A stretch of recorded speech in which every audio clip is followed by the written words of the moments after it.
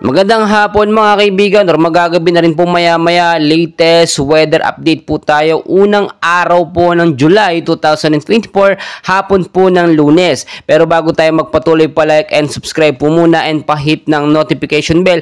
Napaka-importante po niyan. Maraming salamat po. Mga kaibigan, ang hypnosis po natin ngayong hapon po ng Lunes ay Intertropical Convergence Zone or ITCZ na siya pong nakakaapekto sa ilang bahagi po ng Palawan, kasama na po dyan ang Southern Mindanao. So kasama din dito mga kaibigan itong easterlies o yung mainit na hangin na nanggagaling po sa karagatang Pasipiko ang nakakaapekto naman sa eastern section po ng Luzon, kasama na po ang Visayas. Pero pangunguna lamang po mga kaibigan, wala naman po tayong bagyong binabantayan sa loob at labas ng Philippine Area of Responsibility, pero patuloy pa rin nakakaranas ng maulap, no, at minsan maulan hanggang hapon hanggang sa gabi ang ilang bahagi po ng ating bansa. So makinig po kayo sa ating forecast weather condition. Yung mga lugar po na aking babanggitin, yung apektado po ng ITCZ at easterly, kasama na po ang localized thunderstorm. Mga kaibigan, sa area ng Palawan, kasama na po ang Zamboanga Peninsula, maulap po na panahon ng mararanasan dyan with isolated light rains or mahinang pag-uulan hanggang sa posibleng lumakas pagdating po sa gabi.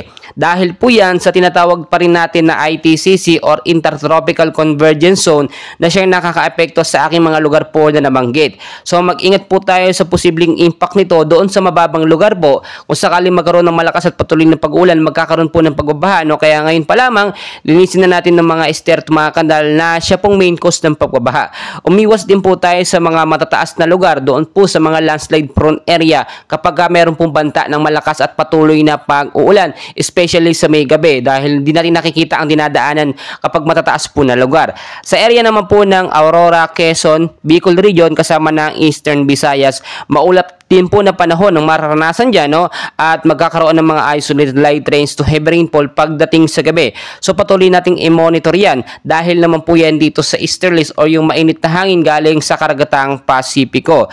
Sa area po ng Metro Manila mga kaibigan at ilang bahagi ng ating bansa, pakakaranas din po ng maulap na panahon with isolated light rains din po or mahinang pag-ulan hanggang sa posibleng lumakas pagdating sa gabi. Dulot naman po yan itong mga localized thunderstorm na siya nagbibigay ng pag-uulan biglaan minsan sa ilang bahagi po ng Metro Manila sa may Luzon. Mga kaibigan, kahit wala pa naman tayong bagyong binabantayan, no, ay meron tayong mga binabantayan naman na mga cloud cluster or kumpol ng kaulapan sa labas po, no, ng Philippine Area of Responsibility. Papasok na rin po, no, ang rainy season mga kaibigan ngayong buwan ng Hunyo at posibleng isa hanggang 2 bagyo ang pumasok ngayong buwan, no, kaya maging handa po tayo sa banta ng panahon. And please pakiusap po, huwag kalimutan mag-like and subscribe para updated kayo sa lagay ng ating panahon.